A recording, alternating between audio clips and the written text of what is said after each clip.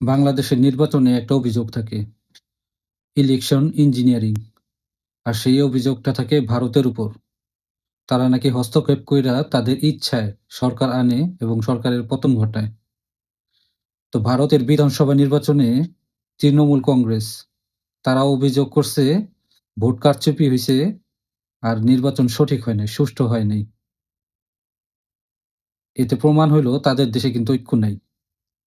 আর আরেকটা বিষয় প্রমাণ হইলো, হারলেই অভিযোগ করে নির্বাচন সুষ্ঠু হয় নাই।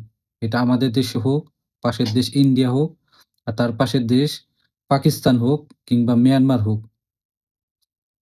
এই উন্নয়নশীল দেশগুলাতে এই একটা অভিযোগ থাকবেই, ভোট সুষ্ঠু হয় নাই যদি হাইরা যায়। আর যদি জিততে যায় তাহলে বলে অতীতের ইতিহাসে এত সুষ্ঠু নির্বাচন কখনো হয় নাই। আসলে এই মূল খেলাটা হইল ক্ষমতার লড়াই আর অর্থ সম্পদ অর্জনের উদ্দেশ্য। যারা ক্ষমতায় যাবে তারা কিভাবে নিজের সম্পদ গড়তে পারে এটাই হলো তাদের মূল লক্ষ্য।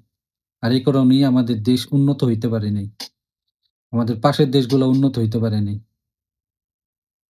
আর এই রাজনীতি কিভাবে করতেছে? কেউ ডেমোক্রেসির নামে করতেছে, কেউ কমিউনিজমের নামে করতেছে, আবার কেউ ধর্ম ব্যবহার করে। হিন্দু হোক, মুসলিম হোক, খ্রিস্টান হোক, সবাই ধর্ম ব্যবহার করে রাজনীতি করতেছে।